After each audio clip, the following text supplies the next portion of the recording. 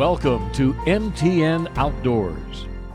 Welcome back to another episode of MTN Outdoors. I'm your host, Keith Grevenitz, and this isn't just any episode, it's the penultimate episode.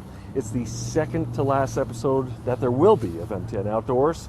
I hope you've enjoyed watching with me over the last year and a half, but this segment coming up, this segment of videos, of stories we're going to be looking at will be related to the ski mountains here and what's happening with them. We have a ski patrolman who's up for an award here in the Helena area, Peter Strauss, very nice guy. And we're going to be looking at some of the ski mountains that have opened up, that have gotten enough snow up in those upper elevations. And then we're going to look at one of the dangers of these ski mountain snow, and that is avalanches. You're not going to want to miss that. It is intense. Check it out. Peter Strauss is well known in the Helena community, from his work with Big Brothers Big Sisters to helping out at the Helena Farmers Market to the slopes of Great Divide on Ski Patrol. Most recently, he was named the Northern Division Ski Patroller of the Year out of patrollers from Montana, Wyoming, and the Dakotas. I was absolutely stunned. Absolutely stunned. We're not doing this for accolades. We're doing this because we love skiing and we want to give back. This peer nomination award makes him one of the top 8 patrollers in the country. Peter is always fantastic. He shows up every day with a smile on his face. He works very hard to make sure that all the other patrollers are having a great time. He's outgoing with our guests. He's the perfect ambassador that we love to see out of ski patrollers.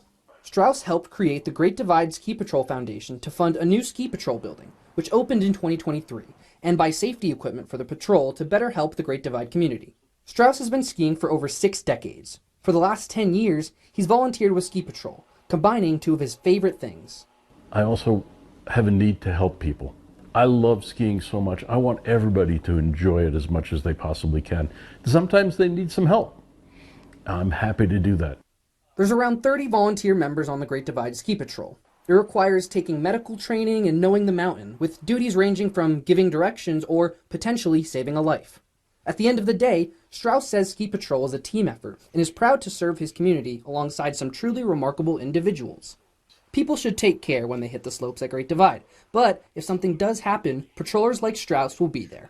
You're stuck in what can be a really dangerous area out in the middle of the cold and snow. I'm going to make sure you're going to be okay. In Marysville, Evan Charney, MTN News. Hey everybody, I'm up here at Bridger Bowl because it's opening day. Now I'm parked all the way down here at I-Lot, so folks are definitely showing up. Now let's head up to the slopes to see just how excited everyone really is.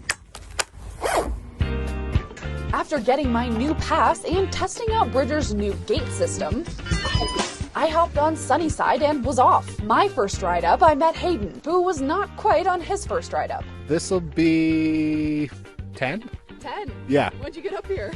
When they opened. Hayden is no stranger to snow. He works for the university researching snow and avalanche conditions. So I had to ask this powder expert. How are the conditions? Can you tell me a little bit about that? Variable, I think is what you'd call them. Super sticky. Yeah, on my first run down, I saw what Hayden meant.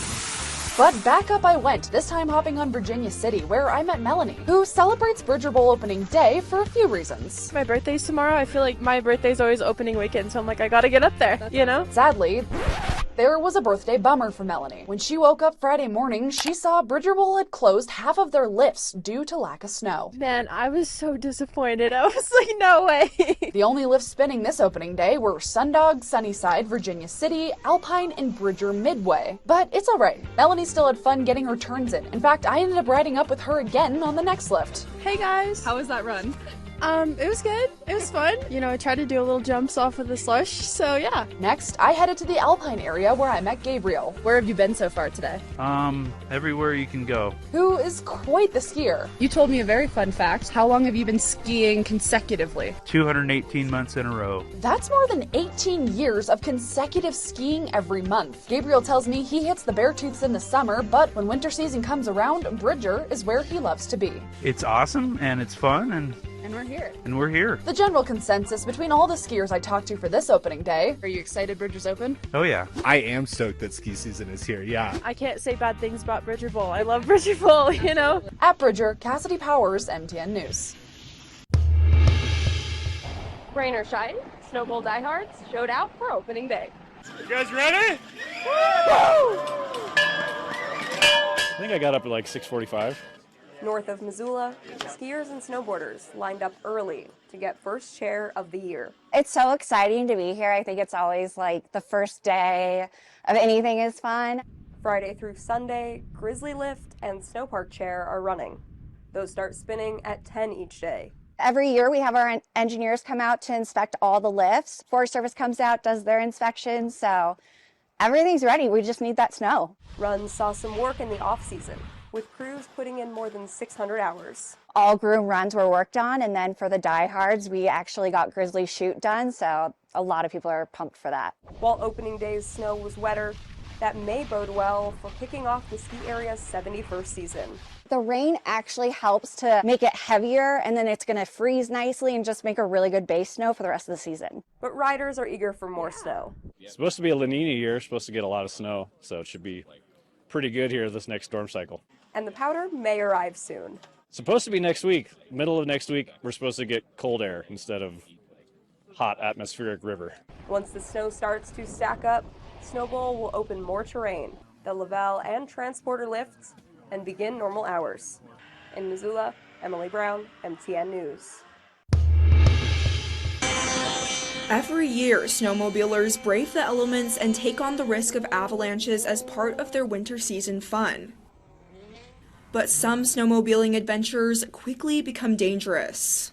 We knew all the avalanche warnings and went anyway, knowing we weren't going to be the guys that were going to put ourselves in that situation. It's a feeling Billings resident Scott Olson knows well. Back in 2002, an avalanche violently carried him away from his snowmobile. Here comes this avalanche boiling over the edge, and I'm like, oh, that's why you listen to yourself, your intuition. Before long, Olson found himself buried 6 feet under snow with a broken leg. I'm encapsulated now. I can't do anything. I am completely at the mercy of whatever. I couldn't get any air in or out anymore. So at that point, I just suffocated. But thankfully, some friends got him out, and he lived to tell the tale. I'm laying there, dead, and then all of a sudden, spikes of light came in. Without experienced avalanche people, friends, I wouldn't be here. And Olson isn't alone in his experience. On Thursday, a man snowmobiling near Cook City got caught in an avalanche, burying him under 2 to 3 feet of snow for about 15 minutes. 15 minutes is definitely about the maximum someone could survive on average buried under debris. According to forecaster Alex Marienthal, the area was already at a high danger level. Fortunately, 6 other snowmobilers nearby were able to help the man get out. Well, thankfully, the people who were around who had the gear and training did what they needed to do to have a quick rescue and save this guy's life. Even though there are risks with snowmobiling and other winter recreation, there are ways to plan ahead and increase your safety on the slopes. Having a shovel, beacon, probes, those are all essential avalanche gear that I know a lot of people and myself, we won't ride with people who don't have the training or the gear. Michael Perky from Elevated Power Sports says knowing your way around gear is crucial. If you get buried in an avalanche, they have to be able to get you out, so you're relying on them and vice versa. So training and gear is super important. And Olson's #1 recommendation, bring an avalanche pack. It's an airbag. With the avalanche pack, you pull that pack right when it happens. You don't think, oh, I'm going to ride out of this. In Billings, Vanessa Willardson, MTN News.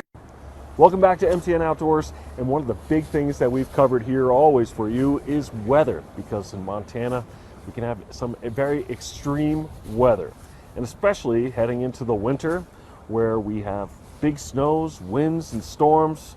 So we're going to take a look at some of the preps that are being made to keep you safe during the winter, and that includes snow plows, and it includes some responsibility on your behalf too, keeping those sidewalks clear for people who need them clear, who have trouble getting around. Check this out. Come Monday, these gates are due to swing open along with some others in the park to allow winter access to the interior portions of Yellowstone. It is the right time of year, December 15th. This is Yellowstone National Park. There's just one thing missing: snow.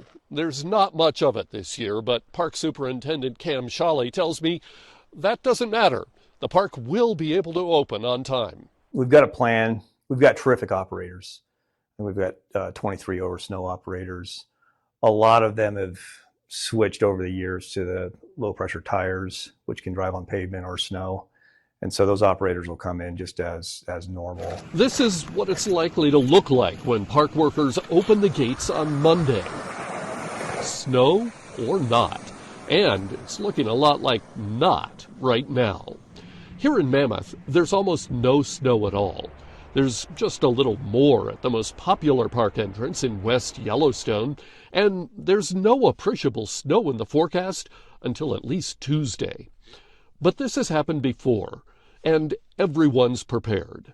Snowmobilers may have to wait to take their sleds into the park, but others will be able to ride the wheeled coaches to get to Old Faithful and other interior areas. In the past, snow has fallen in time for the busy holiday weeks, even if not for the official opening date. And some recent years, Yellowstone marked massive snow amounts for opening day. It's all just a roll of the weather dice.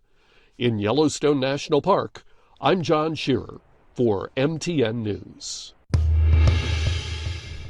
It might not look like it, but winter is coming. So I headed over to the Montana Department of Transportation to chat with some plow truck drivers about what they're doing to prepare.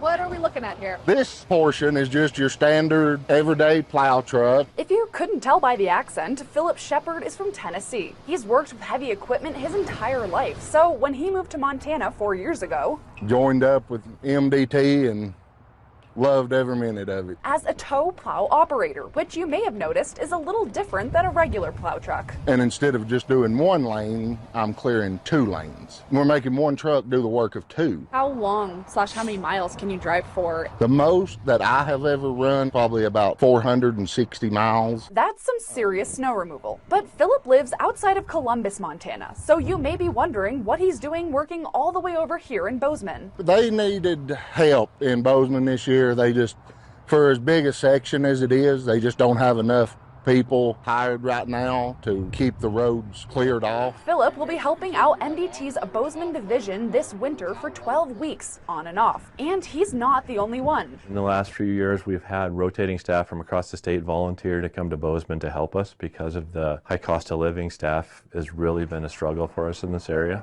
Josh Ritchie is the Bozeman maintenance chief for MDT. He tells me they practically spend the whole year prepping for winter season. But what they spend the most time on? Staffing. We have 8 rotators coming in per week. Last year we had 15. That number dropping because staffing actually increased. Last year MDT saw about 30% vacancy. This year that number dropped to 4%. Our new staff, they're really helping us to get up to speed so we can kind of handle things mostly in-house in Bozeman in the future, hopefully. MDT's Bozeman division is more than 4,000 plow miles, stretching all the way from West Yellowstone to just outside East Helena. Josh tells me another huge part of preparation, getting materials ready. So we have spent over $1 million on sand in this area. Around 30 million pounds of sand in their Bozeman yard alone.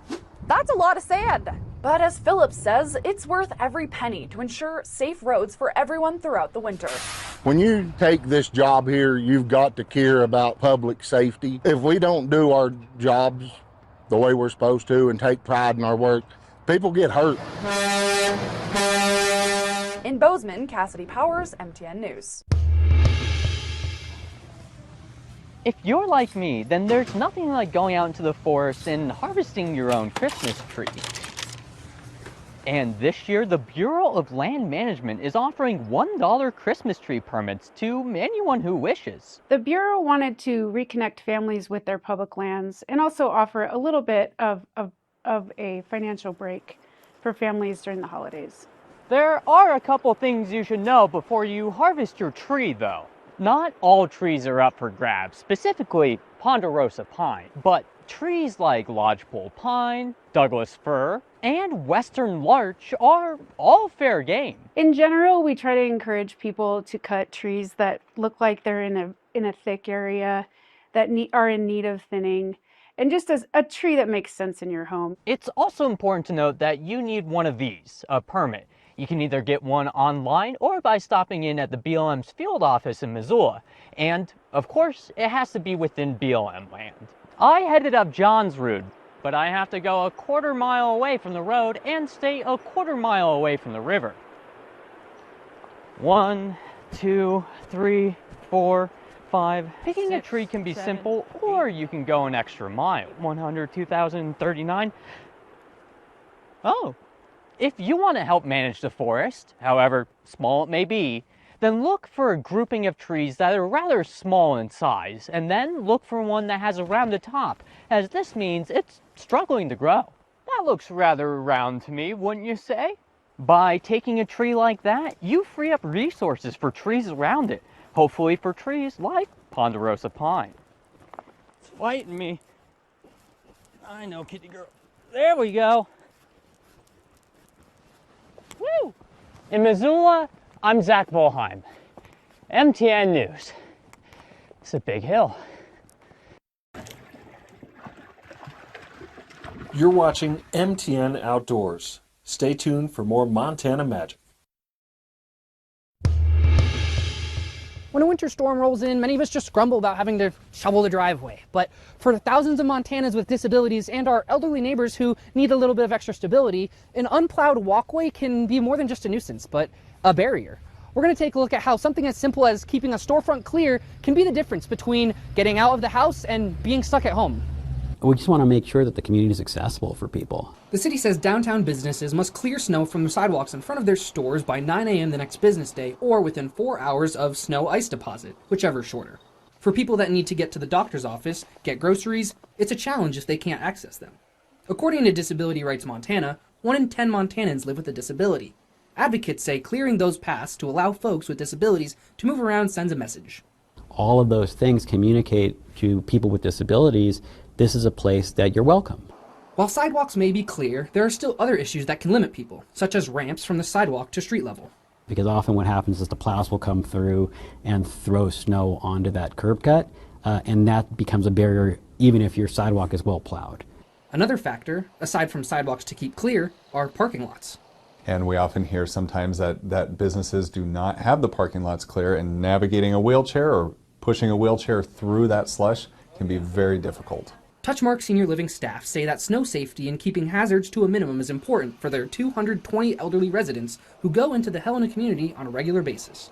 We all know that a slip and a fall can be detrimental to somebody who's elderly.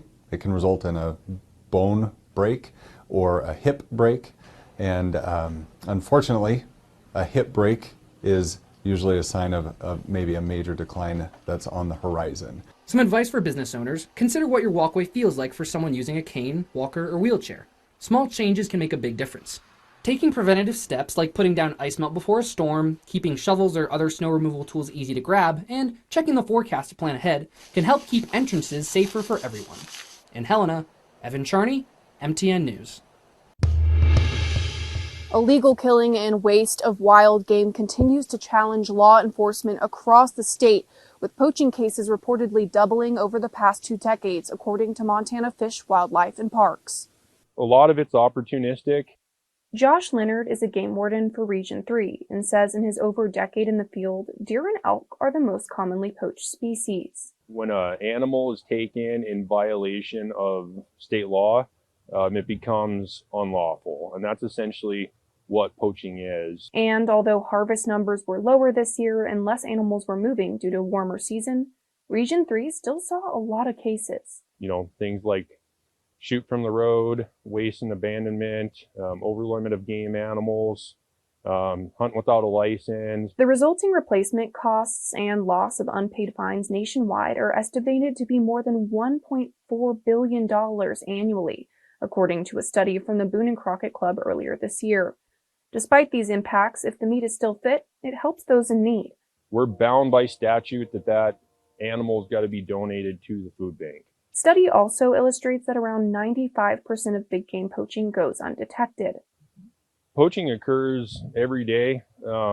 It's a matter if we catch them or if they get caught or not. Captain Leonard says tips from the community are what help them with this issue the most. A lot of our cases are made because of the tips we get from the public and the people out there and the eyes and ears on the landscapes. You can call FWP's hotline at 1-800-TIP-MONT as seen on your screen to provide anonymous tips. Reporting in Helena, Madeline Heath, MTN News. I'm at Snowfill, a popular dog park here in Bozeman, and soon a new bike park for all levels of bikers will be built right next door.